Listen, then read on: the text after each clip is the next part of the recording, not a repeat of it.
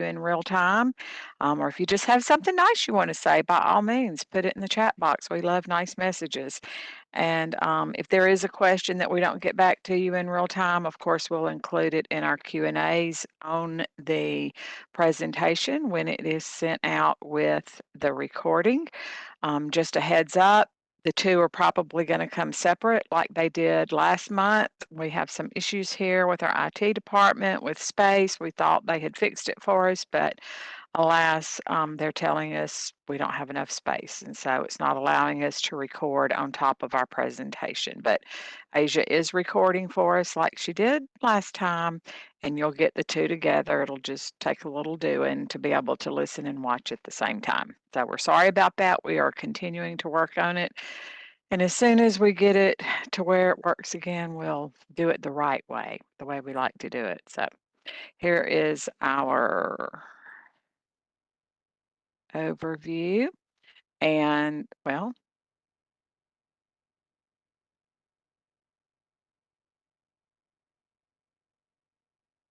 sorry. Okay, here's our overview for today's table talk. That's just a good reference tool for you. And I'm going to kick us off with reviews and reminders for this month. The first one, this is for our private school sponsors. And I hope that if you're listening in, that you are one of the ones that did get your ISP report turned in on time. If you did not, then it is past due. If it has not been turned in, we need that like yesterday, as soon as possible. If we don't have it, you will not be eligible for CEP in school year 25-26. We know that sometimes there are changes to your ISPs after you have submitted your report. And if that is the case for you, if you have any significant changes or any changes, you can update that report and submit it up until April the 1st. But by now, we should have all of those reports turned in. Our second review and reminder, this is just a caution. It's about Smart Snacks. We've been noticing some issues with Smart Snacks while we've been out on well, not we, but our Joe's laughing. Our specialists have noticed some issues on admin reviews with Smart Snacks, and they just want to bring it to everybody's attention. The number one rule here, I would say, is never assume anything when it comes to Smart Snacks. The best way to make sure that your item is compliant is to run it through the Smart Snack calculator. Of course, when you do, you can print that sheet off, but it's imperative that you continue to monitor items because they do change. You need to recheck them every now and then. I always say an item that was compliant yesterday may not be compliant today. And just like some items you may have tested in the past were not compliant, they may have been reconfigured and now they are compliant. So just be sure to use the Smart Snack calculator. That is your best thing. Your vendors are not going to say, hey, this product has changed. So make sure you're doing your due diligence and checking on those products. The other thing is specifically that there have been some changes apparently to some of the Nutri-Grain bars. Like some flavors are compliant, the others are not, and they look the same and you would think they are okay, but when you run them through the calculator, they're not. We're getting this sugar exceeding 35% by weight message when you run it through the calculator. So always check all of your items, but specifically right now, there seems to be some issues with some of the Nutri-Grain bar flavors. Hope that helps some of you who are up next for a review, but everybody needs to check. Also, we don't want you to miss the deadline. This is just circling back to a memo that came out back in December. It is about a request for comment on grain-based desserts and high-protein yogurt crediting in our child nutrition programs. The deadline is approaching quickly. You have until March the 26th to make any comments that you might have on those two topics. And I have the link here at the bottom of this slide for you. Also, on the next slide, you have the whole memo, all the information with the links to different parts of that, if that's something you want to make comment on. And up next is going to be Chad Langston. He's going to bring our monthly memos to you, and they won't be quite as lengthy this month, I don't think. Chad? Thanks, Robbie. Good afternoon, everyone. Like Robbie said, not nearly as daunting of a task to go through them this time as it was for our last issue. We've just got 5 that came out since our last table talk, so much more manageable. Our first one was a state memo that went out just as a reminder on the upcoming National School Breakfast Week. So that's going to be next week, kicking off March 3rd. This email was specifically addressing a survey that we attached just to gather information from you. If you're doing any special activities, if you would be willing for us to come out or if USDA to come out. We started trying to do this in advance because what we've noticed over the past couple of years is we'll get requests from the regional office either today or tomorrow prior to the Monday that the breakfast or National School Lunch Week kicks off. So we've been trying to get ahead of that just in case they did drop in last minute wanting to visit a site. We would know the sponsors that were hosting special activities and when and where to provide that information to them. So that was sent out on February the 3rd. The next memo was a USDA memo also sent out on the 3rd. And this was regarding a survey on supply chain disruption and student participation. So the survey itself is due March 3rd, so not that far off for the due date. But this email specifically was wanting to remind sponsors that if you got a email from third party decision information resources, DIR, and it would have come as a no reply at gmailserver.com, that it wasn't fraud or spam. It went out to all of the sponsors except our RCCIs on January the 27th, and they were wanting feedback from all of you again by March the 10th to address some specific items they were inquiring about. So again, check your email for that January 27th, something from DIR. And if you have time to respond, that would be fantastic. Then our next one was a USDA memo. It went out on February the 19th. And this was a letter from our newly appointed Secretary of Agriculture, Secretary Rollins. So it's just a letter kind of addressing a general overview of her expectations for that role. So if you want to take a look at that, again, that went out on February the 19th. Our fourth memo was a USDA memo, went out on the 20th. And like Robbie was talking about on the R&Rs on the public comment opening, USDA released their webinar on this. So if you want to watch a webinar just to get a little bit more background information on what they're wanting public comments on specifically regarding grains and yogurt, you can watch that. And then our final one was issued or went out on February 24th. And it's our newest policy memo, so SPO 9. And this one and I apologize, there's obviously a typo there. It's not SPO 9 2015. It should be SPO 9 2025. So I'll get that corrected for the final version. But it's regarding Buy American. So you know that for our upcoming school year, so 25-26, USDA's adding a cap to non-domestic purchases for 10%.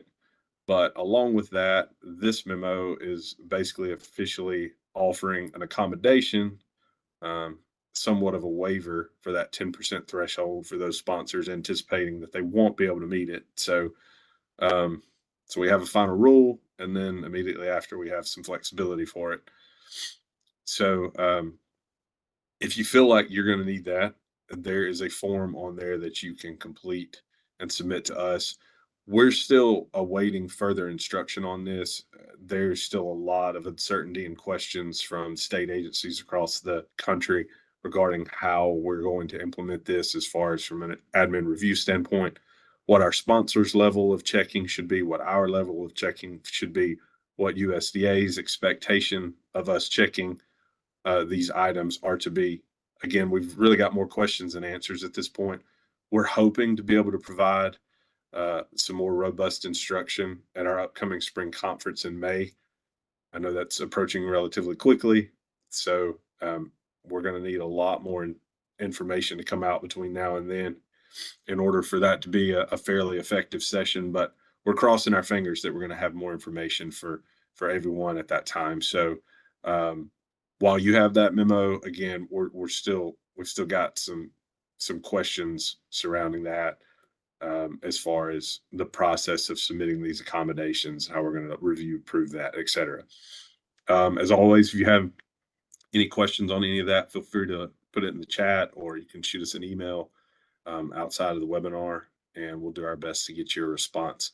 But that's it. Again, pretty short and sweet for this month. So hope everyone has a good afternoon, and I'm going to turn it back over to Robbie. Okay, going to Joe with our first top topic. Joe?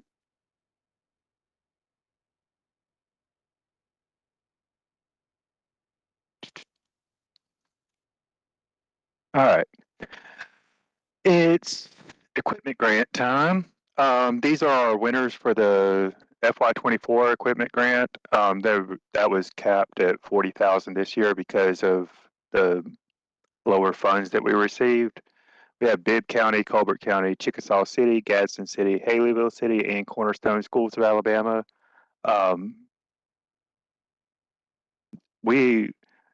Honestly, I don't know that we'll have an equipment grant in FY25.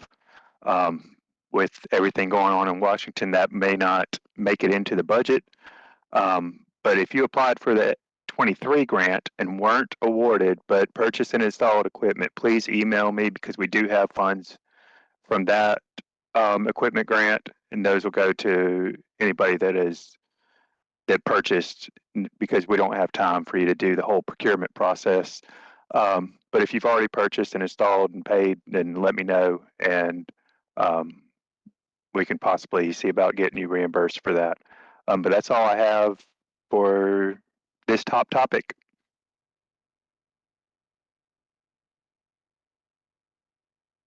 Thank you, Joe. And Devin will be up next.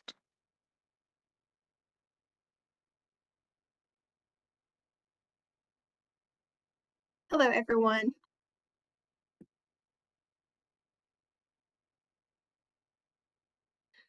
Okay, so our top 10 finalists have been selected for the Culinary Challenge.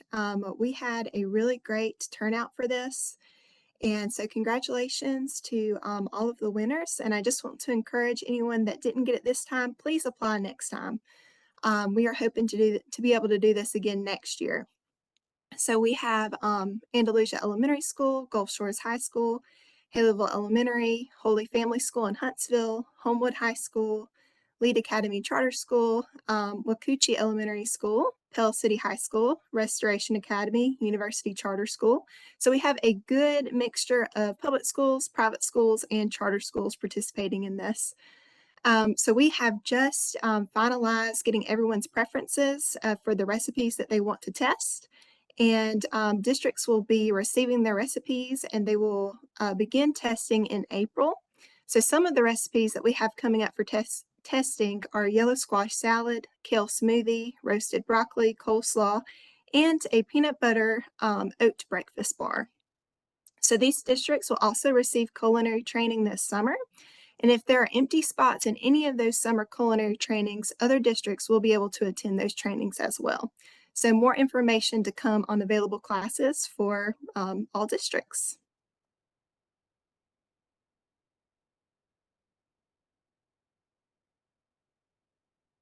So we have our Farm to School Culinary Workshop coming up, and we have had a slight change to this workshop. We had to condense it due to some logistical issues on that Monday, so it's going to be a one-day workshop. I have the agenda here below. So we opened this up for all of the Culinary Challenge recipients to be the first ones to be able to register for this, but we are about to open this up to all districts either tomorrow or Monday. And we have about we can have up to about 100 participants. And then after that, we will have to cap it at that point. But I encourage you, if you're interested in this, please send your staff, your managers, directors you can come to. But really, we just want to get those creative juices flowing. And we want to encourage everyone to utilize local products in their menus. And so we're going to have the Chef Ann Foundation to do a taste testing session, talk about doing that with the students, and also a small equipment demo. Then we are going to go to Forest of the Underground Forest, which is a mushroom farm. And we'll have lunch on our own. And then we will go see Tuscaloosa County Schools Agriculture Teaching Farm. So really looking forward to this opportunity. It's a lot of fun to get to go to these. So like I said, I'll be sending more information out about this either tomorrow or first thing next week. So Oxford City Schools had their open house event a couple of weeks ago, and they got to show off their nice new cafeteria, so beautiful. And so they made several delightful things from their team nutrition training this past summer. They made Chinese-inspired noodles, teriyaki chicken, confetti fried rice, edamame salad, and stir-fry vegetables. One thing that I really loved about this open house event is that they had great parent and student engagement. So the staff were talking to the parents and to the students. The director, Cheyenne, was out talking to the directors and students, getting feedback on what the students liked and they didn't like. And then also while I was there, I observed their menu. They have a really wonderful, eye-catching, colorful menu that they put out. I tried to find a picture of it, but I could not find it. But they actually highlight their Harvest of the Month item in a different color font. And I thought that was a really creative way of doing it, but she was getting compliments of her menu from parents. The next thing I wanted to highlight from a district is Monroe County Schools grow towers that they have. So they actually grow this high quality lettuce for their sub sandwiches and also other things. And they also grow basil. And so all of this is 100% consumed by the students. And they've also grown things like blackberries, collards, and cherry tomatoes. However, they grow those in container gardens, and those are also consumed by the students. So anytime we see creative things like this, we just want to highlight it and remind you that that's an allowable cost as long as it's being used to feed the students. And we have Harvest of the Month items coming up for your menus. So for April's Harvest of the Month items are strawberries and cauliflower. For May, we have cucumbers and yellow squash. In June, we have bell peppers and eggplant. This is just an opportunity to see what you have that's growing near you. And if you can purchase it from a local farmer, this is something that parents love to see. You can get these posters from Department of Ag's website. And you can make social media posts about it, things like that. And just remember to tag ALF2S, and you may be featured on Department of Ag's Facebook page. And that is it for me. I'm going to pass it off to Justin Hope.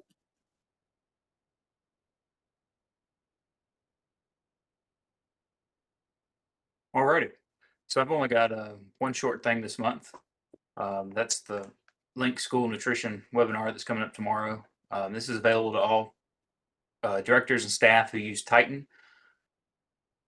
It's basically an overview of what is currently going on with the Titan and Link rebranding. They're going to go over Link Nutrition and the reconciliation of Link Pay. And they're also going to kind of quickly discuss the implementation of the purchasing process, and then going to have question and answer with the team. Carla and Michelle, who are two of our main contacts with Link, are going to be hosting this. The link is below right there. It's at 1:30 tomorrow, and I'll post the link in the chat as well.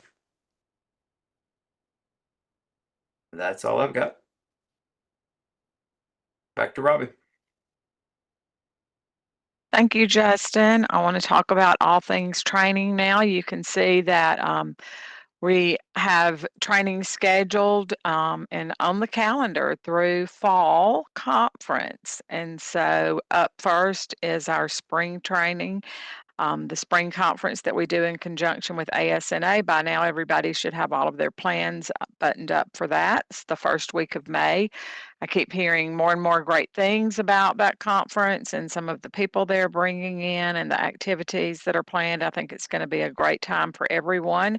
As always, your state agency will be bringing training topics to you on Thursday afternoon and Friday morning.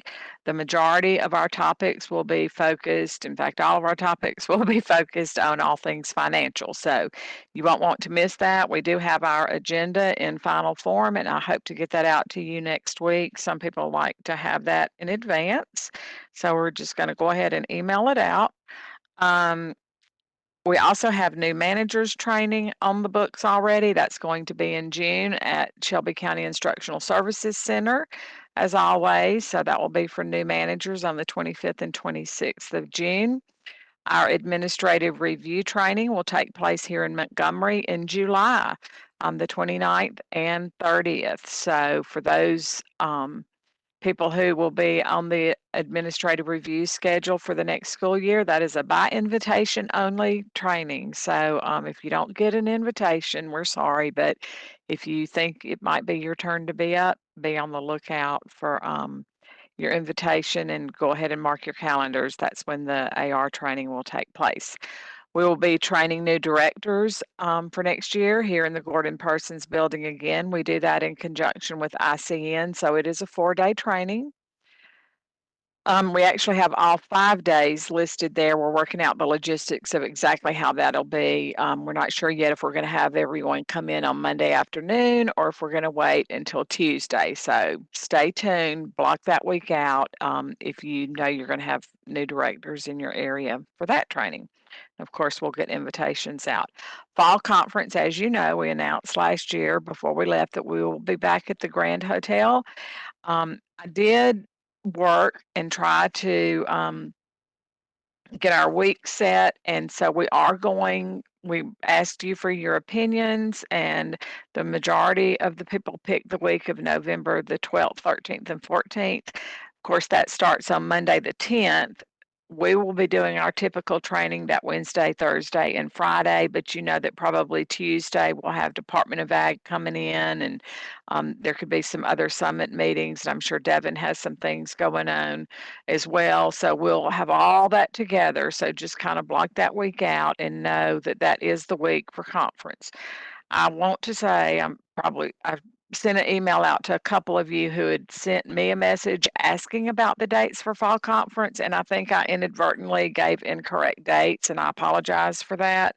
So just know that what you see here, the week of November 10th, 11th, 12th, 13th, and 14th, those are the dates for our fall conference.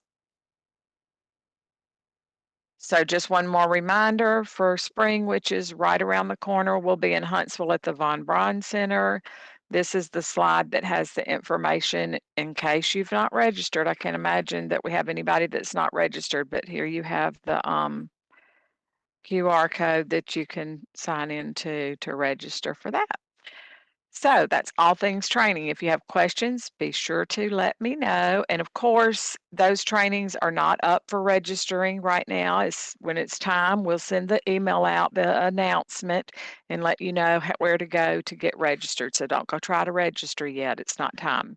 Just want you to have them to put on your calendar and save the date. So up next is going to be Miss Christina Glover. She's going to talk to us about our sponsor spotlight today. Christina? Can y'all hear me? Yes, we can. Okay. Okay. How do I get this Click on the slide? slide, put your cursor on the current slide and then click the page down on your keyboard. Like my slide is not even on. It's a picture of all y'all. Oh, okay. So I'll advance the slide I for mean, you. I'm sorry. That's okay. some learning curves are sharper than others. For me, always when it comes to technology. So I've got your slide up if you want to go Oh my ahead and God. talk about our sponsor spotlight for this month. Well, now the slide's not there. Like it's still just a picture of all the people. Okay. And you don't have the notes for it, I guess. Yes, I do. I can talk about it. Okay, go ahead. Okay. I'm sorry, everybody. I've never done this before, so I'm sorry it messed up. But I chose Mel Lacrell for my sponsor spotlight. She is from Scottsboro City Schools. She has 5 sites, 24 employees, and 25 years in child nutrition. 9 as a CMP administrative assistant and 16 years as a CMP director. Her favorite part of the job is visiting her schools and seeing the students enjoying their meals, especially when they're introducing new entrees or recipes. She had a crazy event happen. She got locked in her cooler. She says, I sometimes get a little claustrophobic in tight spaces, like walk in coolers. One day I was doing a school review and went into a cooler to check a few things off my list. My staff thought it would be hilarious to block the door, trapping me inside. I remained calm, mostly, and tried not to panic. I quickly said, if you don't let me out right now, you're all fired. After that, I made a rule. The manager goes in with me for everyone's safety, of course. She has some really good advice. She thinks her best advice is remember that although your employees are paid to do a job, they are first and foremost human beings with their own personal challenges. It's important to always show them respect and make them feel valued. When you do, they are more likely to respond with loyalty and a stronger commitment to the work that they do for you. Her least favorite part of CMP? Purchasing new equipment and navigating through the specs and bidding process. I imagine there's a lot of people that would agree with her on the equipment purchase process. So that's all for me.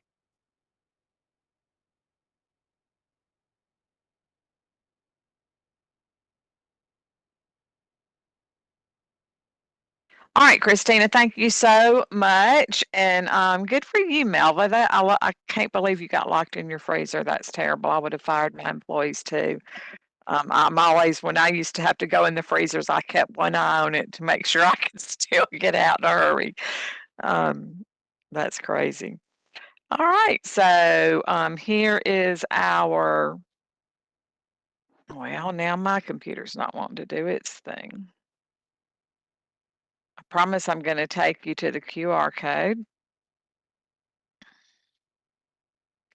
So here's our QR code for today. If you will, just go ahead and scan that, complete the really quick survey. That's how you will get your your certificate.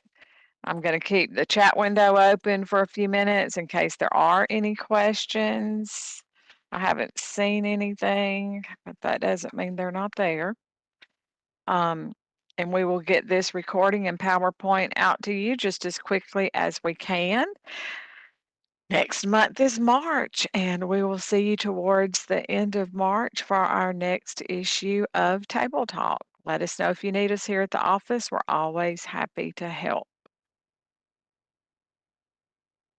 Thanks for joining us. We hope you have a great day.